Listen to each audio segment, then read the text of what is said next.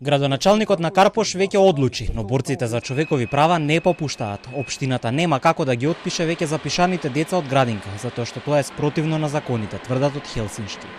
Ова следува по најавата дека од 10 јуни ќе треба да се отпишат од градинка сите деца што не живеат на територија на општина Карпош.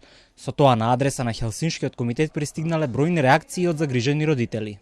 Со одлуката која што е донесена од Советот на општината, се изменуваат условите за упис на децата. И сето тоа е во ред, но таа одлука важи од моментот на донесување и како таква треба да важи од моментот на донесување па за сите идни уписи, односно од 20 април 2022 година. Од општина Карпош реагираат на ваквиот став на Хелсиншкиот комитет за човекови права. Градоначалникот Јакимовски претходно веќе изјави дека нема шанси да го промени неговиот став. Тој веќе ја потпишал донесената одлука и истата е објавена во службен весник.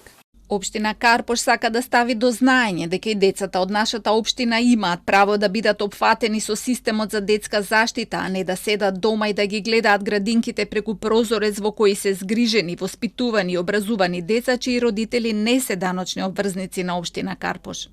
Ваквиот заплет на настаните може да донесе и штета на Карпош, со оглед на тоа што оштетените родители кои би морале да ги отпишат своите веќе запишани деца, можат преку тужби да ја бараат правдата.